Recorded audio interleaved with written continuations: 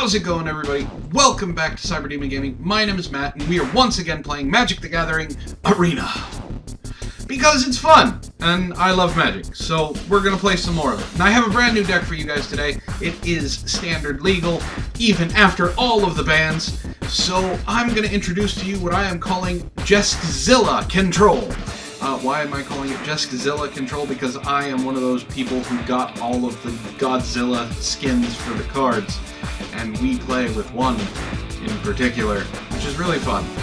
So we're going to go over this real quick. This is a best of 3 deck, so we do have a sideboard to go over as well, and I'm going to show you how to, and then we're going to probably jump into some games and see how it goes, alright? So let's go over this. First, we have 2 Aether Gusts. I've talked about these before. They're really versatile. 1 blue, 1 colorless. Choose a target spell or permanent that is red or green, and its owner puts it at top or bottom of their library. We run 2 of those in the main board. And then we also have 2 Scorching Dragonfires in the main board, which is also 1 red, 1 colorless. Scorching Dragonfire deals 3 damage to target creature or planeswalker. If that creature or planeswalker would die this turn, exile it instead. This is really good against things like Elspeth Conqueror's Death. You get the planeswalker out of there. Most of the time, though, you're going to be using this against creatures. Getting stuff in exile is actually really powerful at this point in time in the meta because a lot of stuff comes back from the graveyard, so you do want to exile it. Then we run 3 Bonecrusher Giants.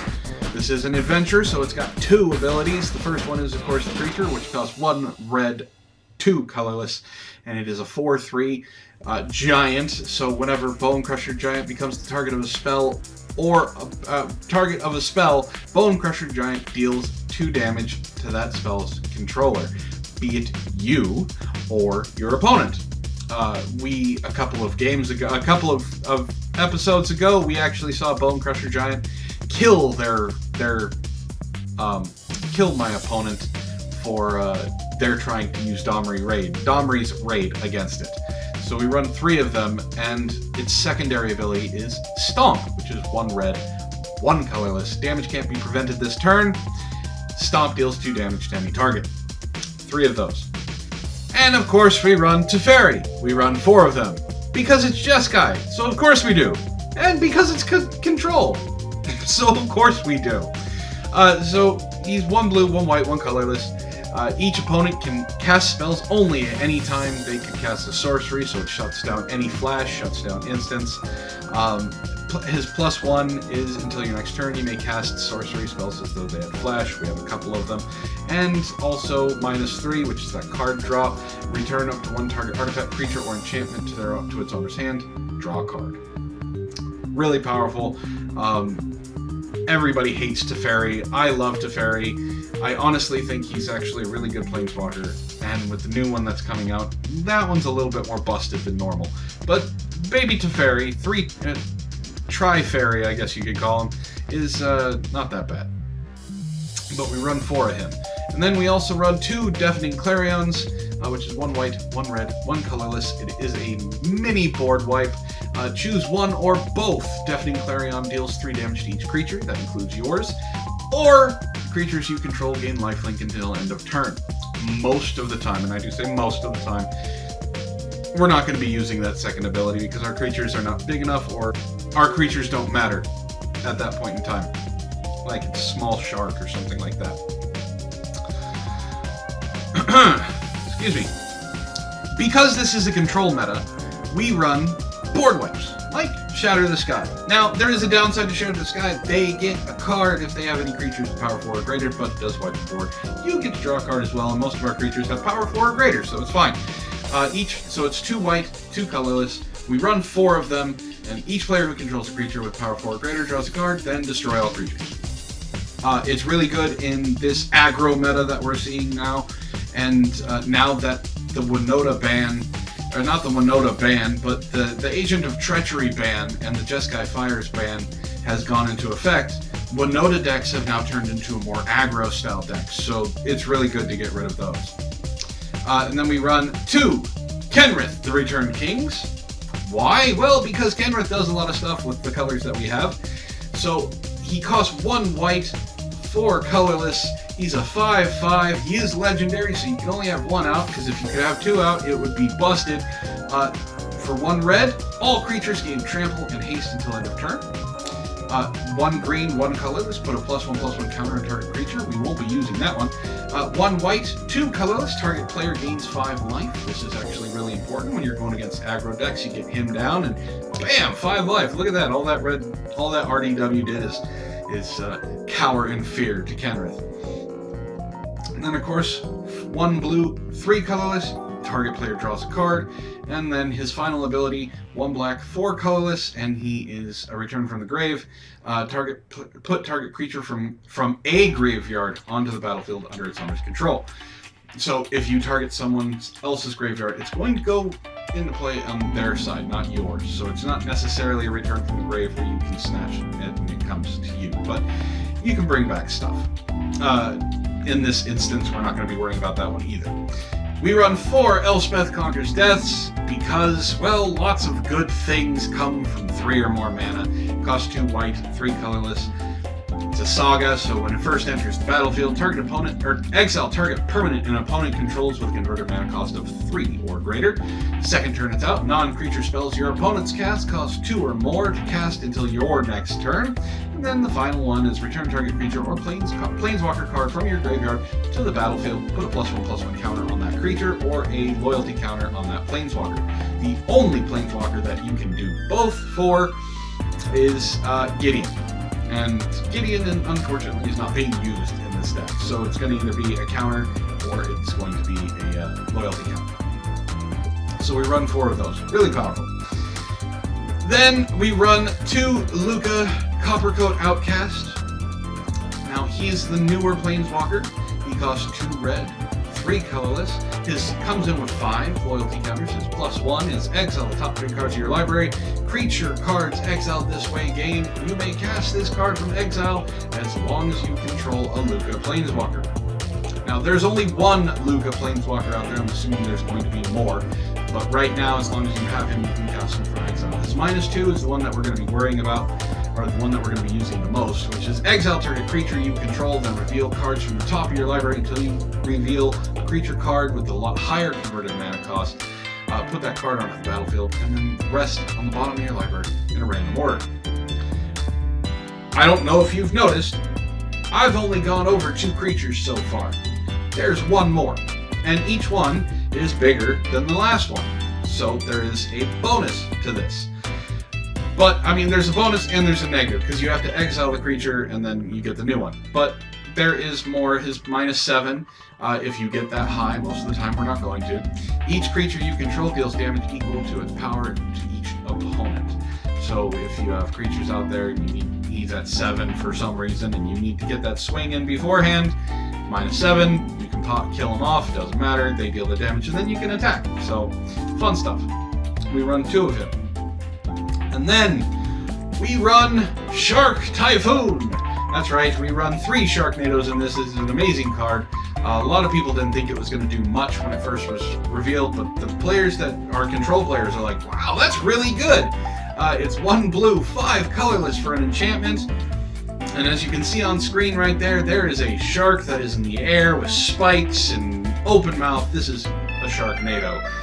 Whenever you cast a non-creature spell, create a XX blue shark creature token with flying, where X is that spell's converted mana cost. If you've noticed, we have a lot of non-creature spells.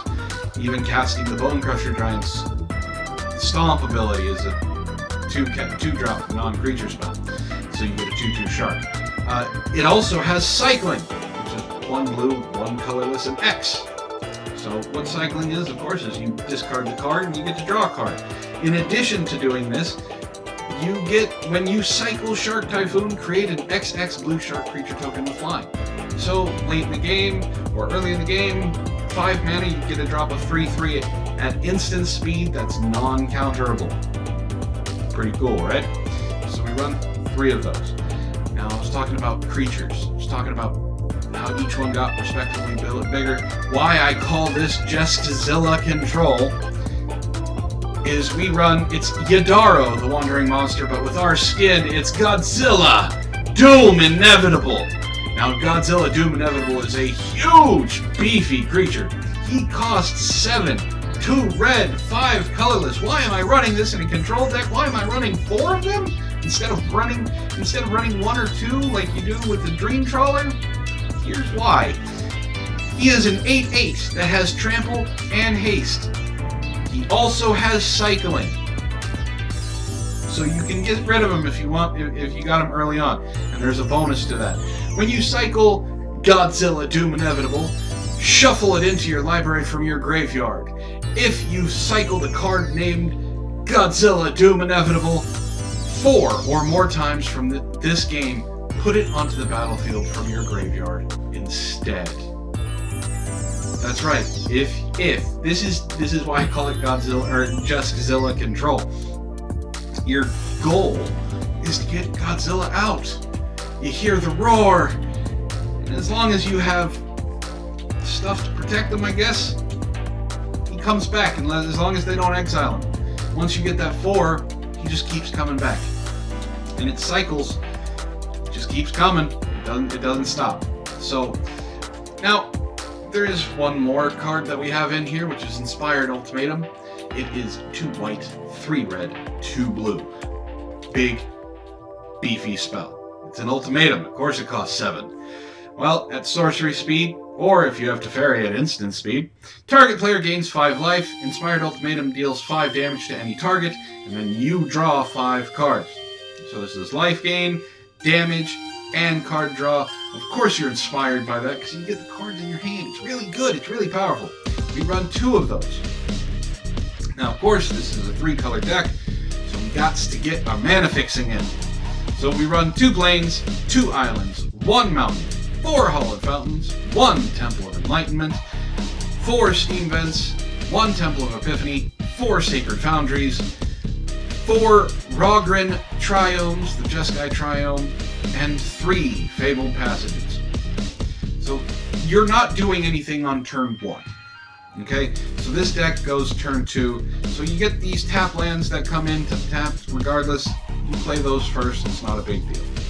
So let's go over to the sideboard here. So we run 1 Grafdigger's Cage. And this is again for that graveyard hate. Grafdigger's Cage, creature cards in graveyards and libraries can't enter the battlefield. That does mean yours as well, so it will shut down Godzilla, unfortunately, but it will also shut down Uro and things like that. Players can't cast spells from graveyards or libraries. Well, that's all you need to know, really. They can't use Experimental Frenzy or Bolus's Citadel. They can't cast anything from their libraries or their graveyards. 1 additional Aether Gust. 2 Disdainful Strokes. 2 Fire Prophecies. This is also good for creature control and draw. And then we got 2 Dovin's Vetoes. The Disdainful Stroke and Dovin's Vetoes are, of course, the control meta map, or the control shell. Banishing Light, which also can be used for control, or if you think you need it, you can swap it out. If you're going up against someone who doesn't run anything that is nothing but 2 drops and 1 drops, you take out your Elspeth Conquers Death, throw in the Banishing Lights. It's 1 white, 2 colorless, and you can exile target non-land permanent in opponent controls until Banishing Light leaves the battlefield. Then we have 1 Narset Parter of Veils. This is also, again, for that control shell, as well as Ionize, another counterspell. Not seen a lot, but it does work. It's 1 red, 1 blue, 1 colorless. We run 2 of them. It's counter target spell. Ionize deals 2 damage to that spell's controller. And then we also have 1 more Deafening Clarion. Now, this is a different type of control, right? It's creature control. So going up against a control another control-y deck, we are at a disadvantage, but our sideboard is a little bit stronger towards it. Our main board is stronger towards it as well because of things like Godzilla and Shark Typhoon. Using the cycle ability allows you to get that stuff out without them being able to stop it. So it's not necessarily that we are dealing with that type of control, but having those Shark Typhoons and Godzilla Doom Inevitable really puts a hurting on people when they can't stop it or you cycle it for the 4th time. So we're going to jump into some games here. We're going to see how it goes, and I hope you guys enjoy. So, yeah, let's take a look at JeskZILLA control.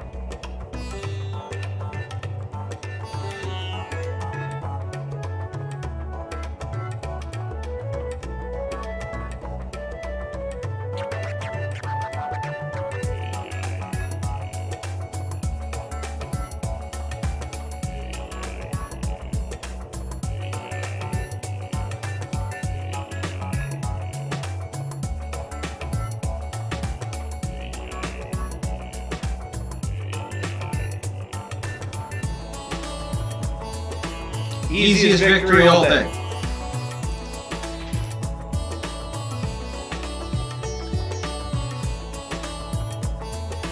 Let's try this again against Travis and see how things go.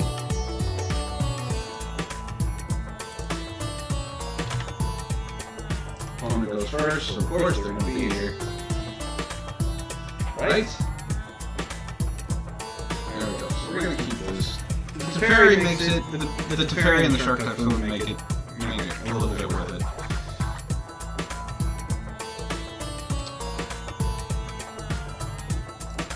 Travis only once. Fine. Let's see what Travis has. So this is probably a controlled deck. It's not Jeskai Fires anymore because that's gone. But let's go ahead and see. So what would be nice is if we get an untapped lands.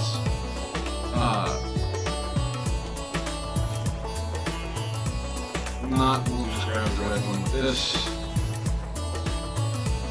I do have a feeling Teferi is coming down. I could be wrong. I'm probably not. I am wrong. Okay. We're going to try and play our Teferi and watch it get countered.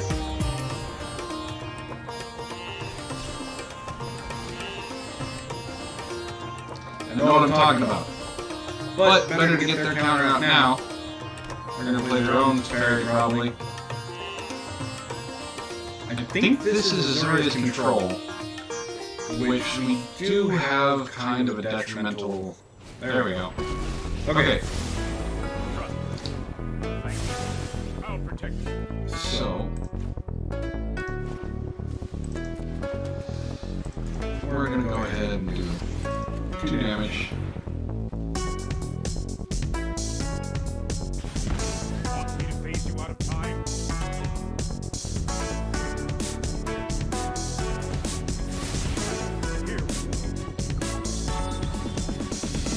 Okay, so they're not hurting for lands.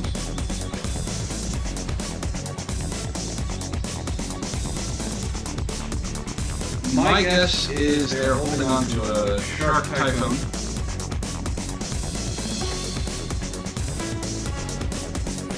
We're going to get a 3/3 Shark here.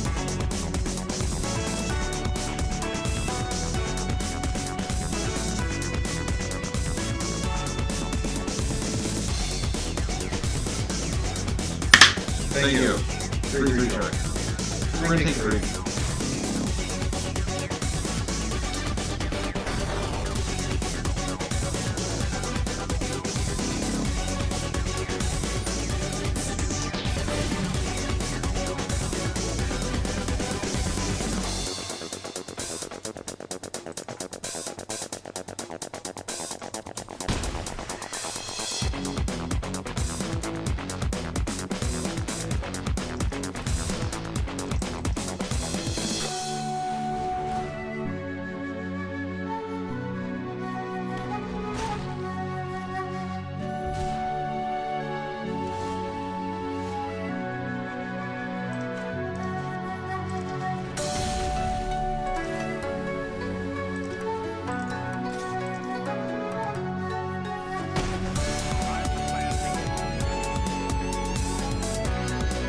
Another shark? No, scrying. Okay.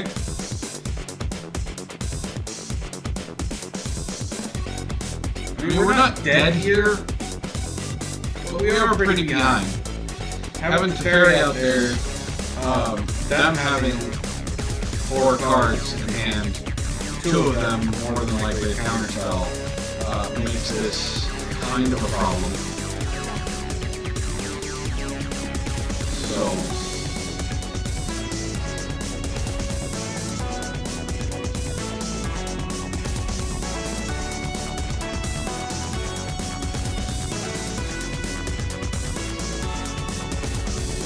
What?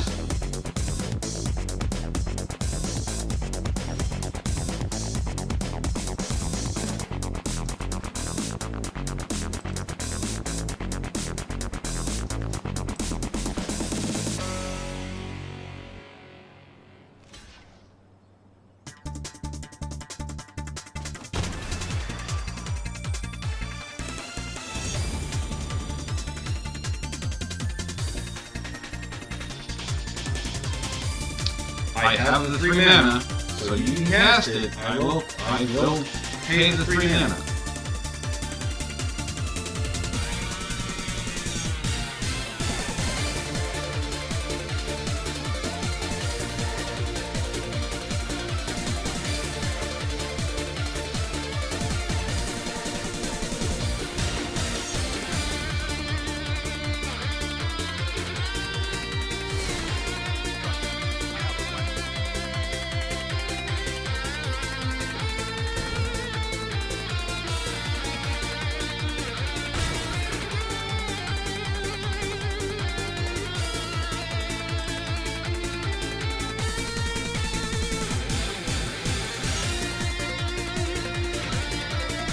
Counter.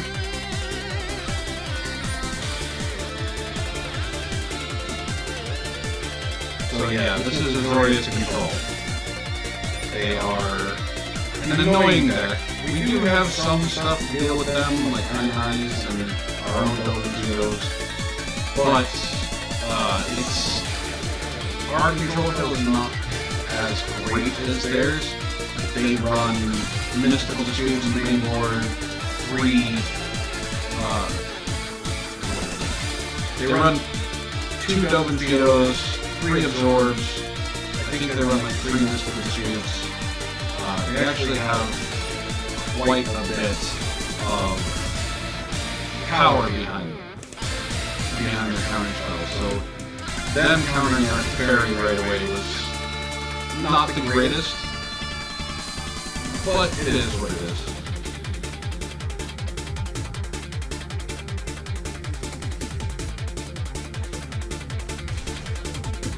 And of course, Aether Gust is a dead card.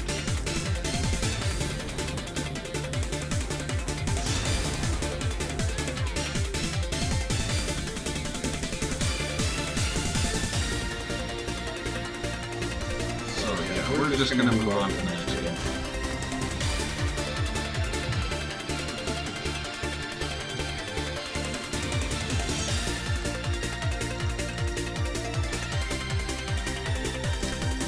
Bringing Zeros, Single Strokes, Aether Gust goes away, Scorching Dragonfire can go away, Eyes. So Deafening Clarion, go out.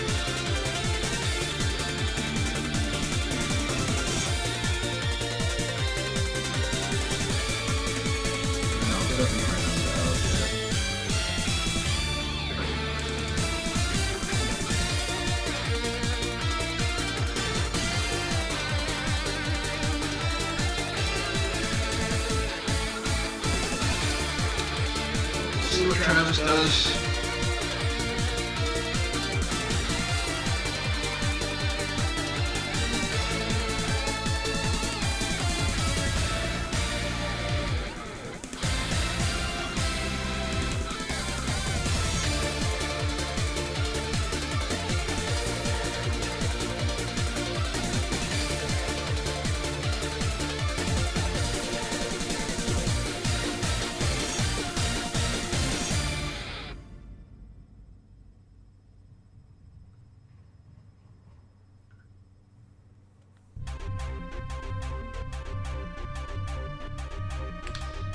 if Travis does anything.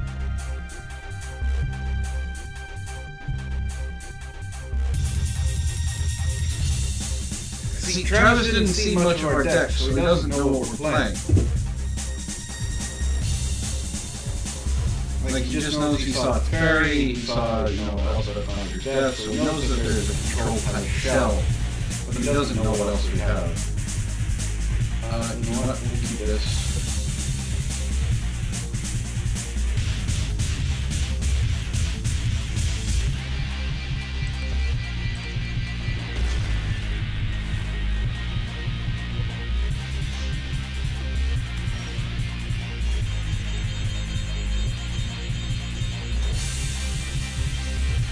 Now what would be good is if we cycled the GODZILLA off of a GODZILLA.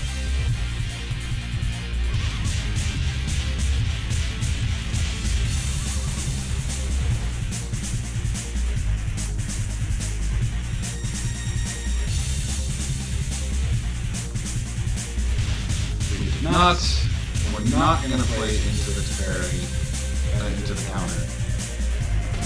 The downside is they're going to drop their Teferi. If they're smart.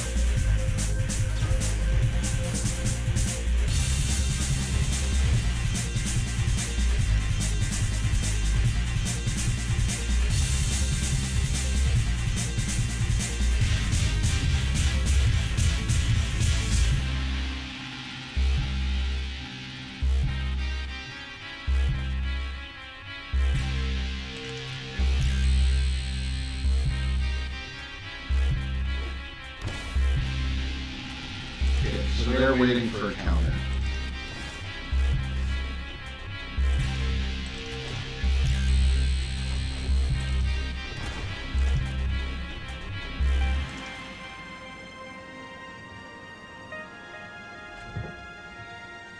So what we're going to do is, instead of worrying about the counter, because that's what they want to do, we're going to hold on to Shark Typhoon.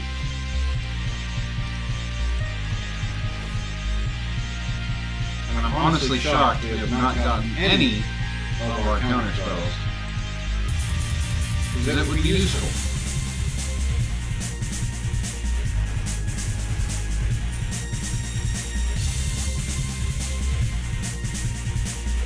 More than likely we got a shark coming.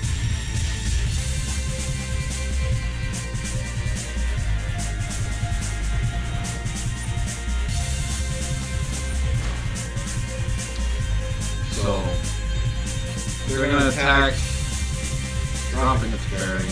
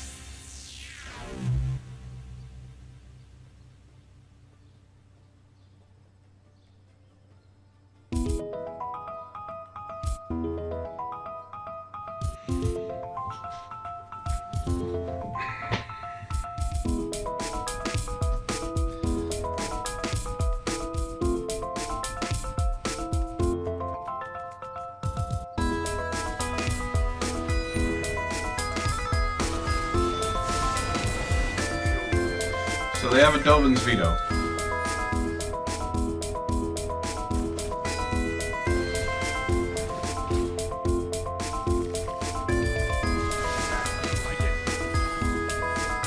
A little late for that.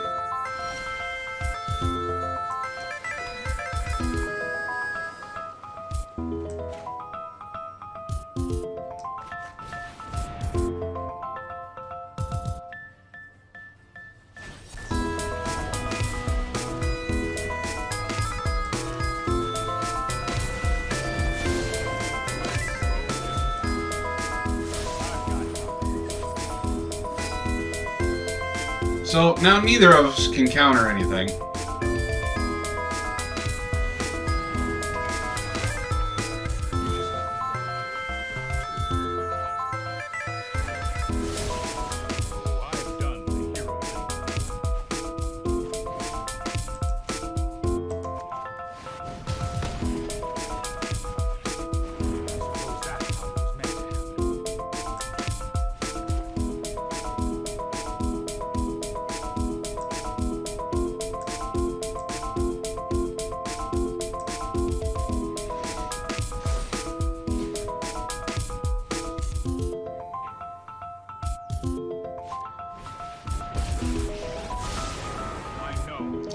It's not going to be a good time for them.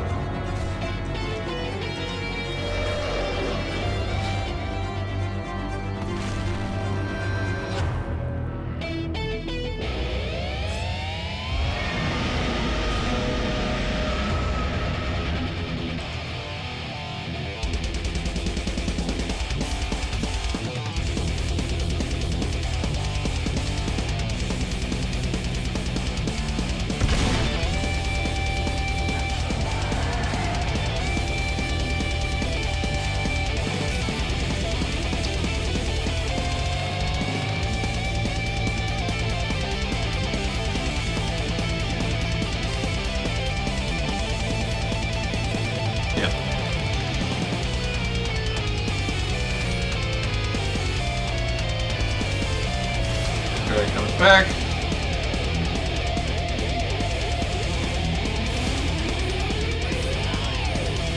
Returning it to my hand is not the greatest idea.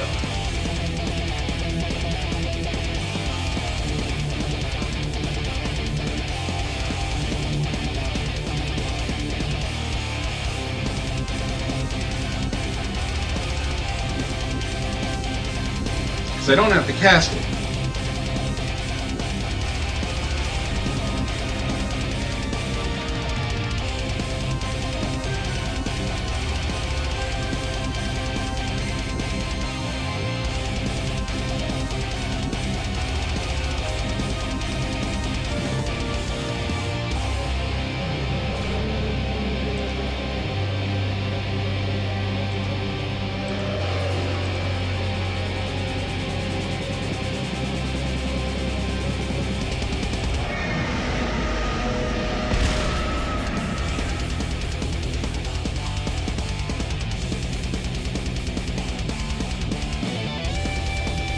So I am a little bit ahead on this. And we have 2 counter spells. And another Godzilla in hand.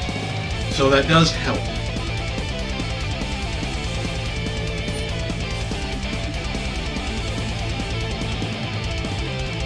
Because they gotta get rid of Godzilla.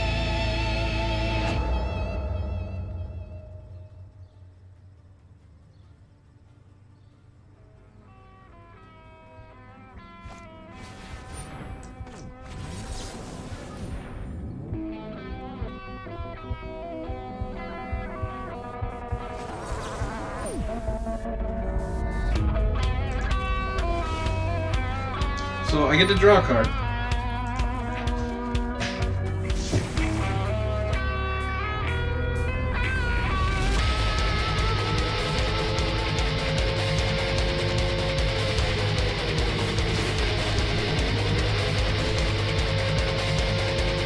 And now I have my own Dovin's Veto.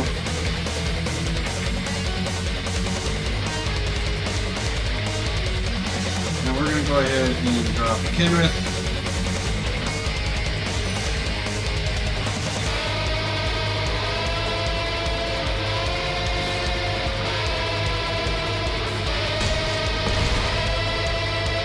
And we have 5 mana up, Domin's Veto, and an Ionize.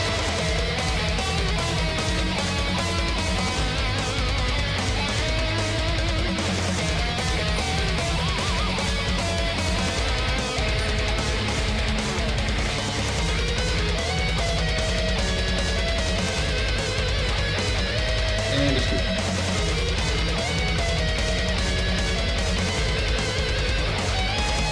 They were looking for another Shatter the Sky. So our control shell does work. The reason we're keeping... I mean, we can get rid of one more. Probably get rid of Bonecrusher. But I want to keep them in there because we need them for their Dream Trawlers. That's the only creature they run. Unless they run the color tables. So they only run a Dream Trawler. The only way we're going to be able to get rid of that Dream Trawler is, well, counter it before it comes out, or wipe the board. So I'm pretty sure they run two. They usually run 2 of their win conditions. So 2 Dream Trawlers. Golden Vetoes, things like that, and 3 board wipes. It's pretty powerful. But you see you see what Godzilla can do, and why I wanted to make this deck. I had 2 of them in my hand, and all I have to do is cycle him, and he comes out. I can do it at the end of their turn, plus draw a card. If I have 2 of them in my hand, I just cycle him, and I just cycle the 1, he comes out. Oh look, they killed him, I get to draw a card, and then at the end of their turn I can cycle him again, and he comes back out. There's no real way that there's no good way that they can deal with him after the fact. They have to deal with him beforehand. This is hot garbage. This is better. We'll get shit to Shatter the Sky.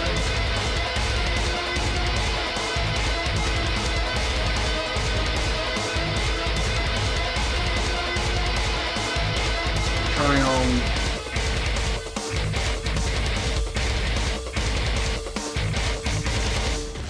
Triome Island, then Fabled Passage, unless we get a land in the next couple turns. They want to... Oh, there we go. So they're gonna drop down their Omen. It's almost as if I know what I'm talking about. Really want that Teferi. They're gonna hold off on it, which we're gonna do as well, knowing that they have counter spells. Unless they're mana screwed. I mean, mana screwed is good for us, bad for them. Okay.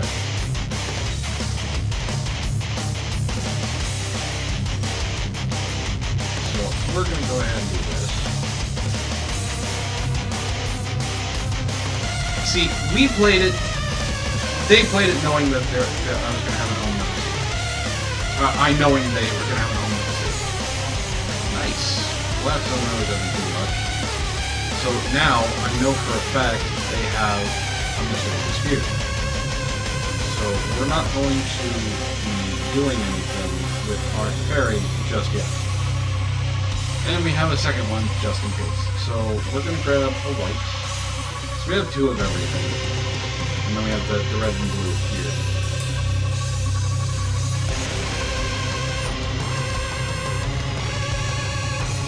And if push comes to shove, we do have a Shark Typhoon to send down. Which we probably will do. Top and bottom. We would have liked to see both bottom, but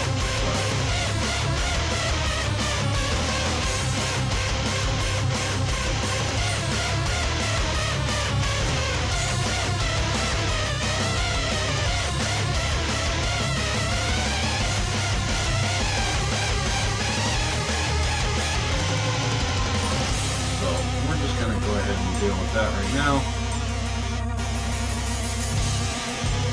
Now, they have a counter spell. Unless I pull another Dovin's Veto,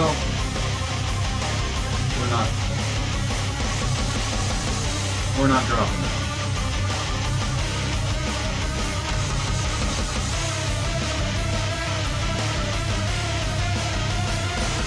Okay. Got plus. Fine.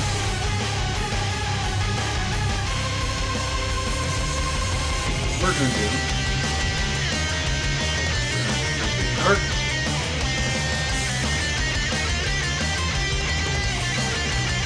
Teferi is kind of useless. First,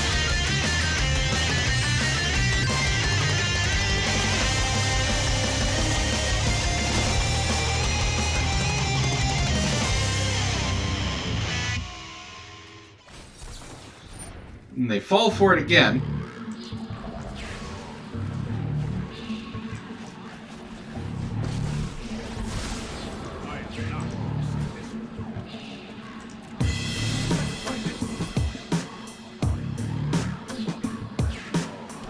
Now, more than likely,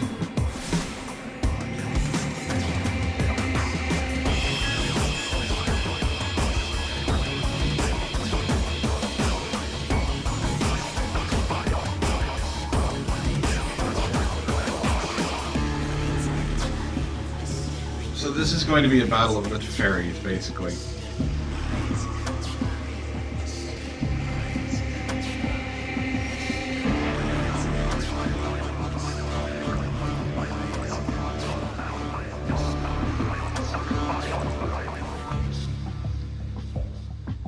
No, they can't. The only thing he can do is cast. He's going to cast a Shark for 4.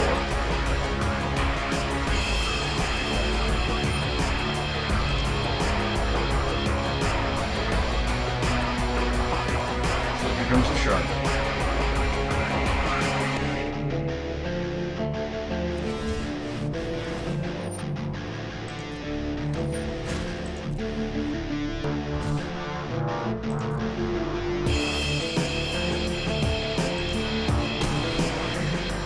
But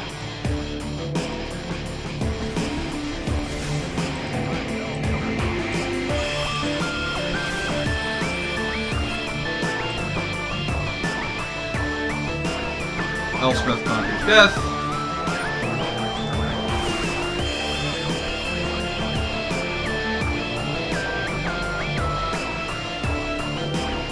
Or not.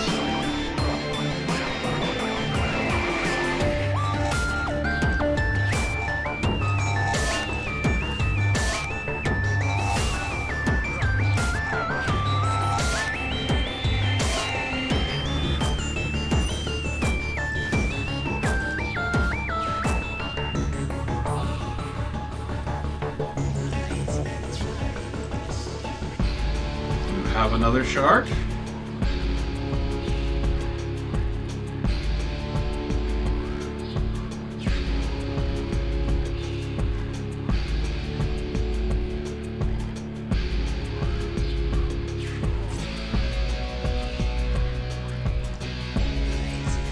So even if he does have another shark, it's not going to matter because he can only do a 4. That 4 still has Teferi deal 1. Now he's going to add 2 counters because he wants to get rid of my Teferi.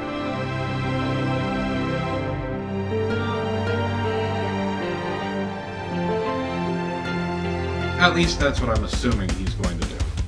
There you go. So he's going to destroy Teferi. He's going to try and play his own, I'm assuming. But he won't be able to this turn. Which is fine. He's still got to deal with Kenrith.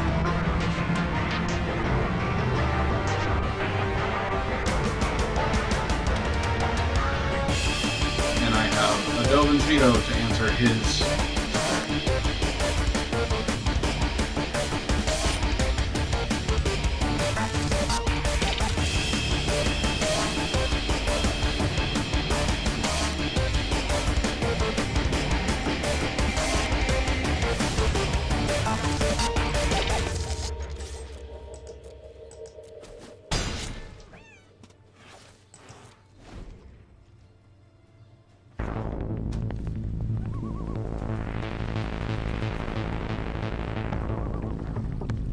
gonna blow it up? Alright. Oh! Ouch. That probably was not what he wanted to have happen. I mean, in essence, I could cast that.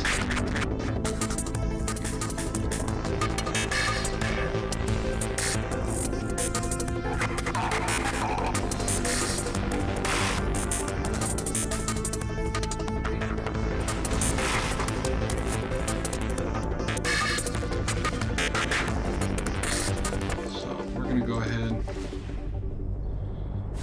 Do that.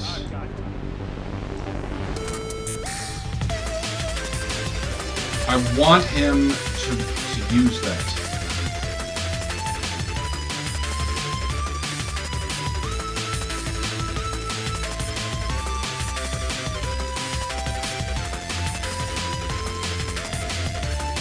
There we go.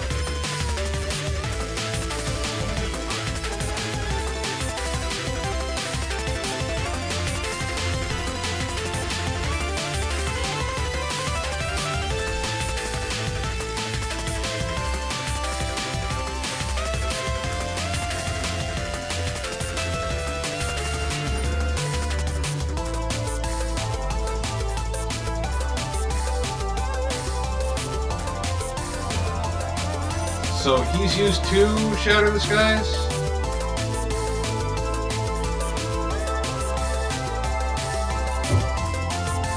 He's definitely looking for another one. Or an Elspeth Conquers Death.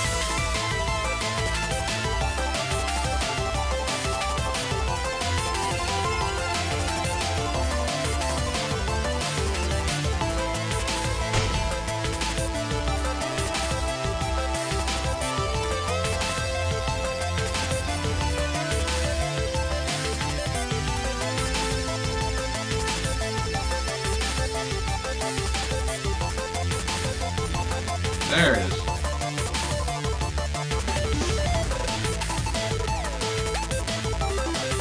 But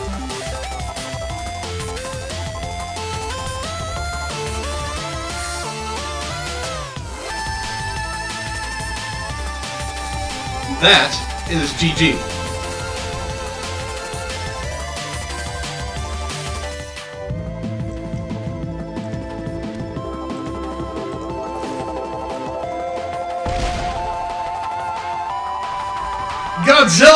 JeskZILLA control. It does work.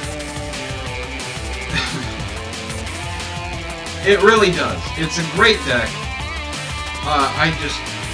Sorry that the 2 games...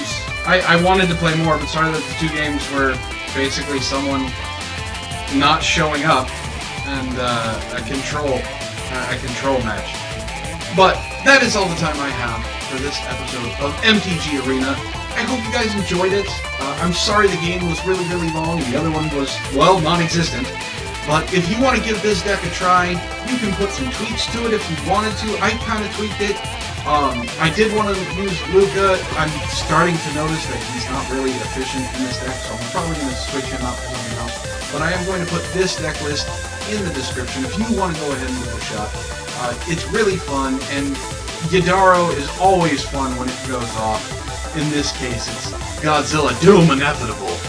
And you saw how it works, you saw what it can do, you saw how it can kind of just surprise the other person and have something that they can't deal with. Innate with haste and trample.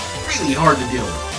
So, if you like this, you like what I do here, go ahead and hit like, share this around, and subscribe. And if you do subscribe, go ahead and hit that little bell icon so you know when I upload. I upload at least 2 times a week. And I also stream on Saturdays over at Twitch under CyberDemon Gaming. So, with all that being said, my name is Matt, this has been CyberDemon Gaming, and I hope to see you in the next video.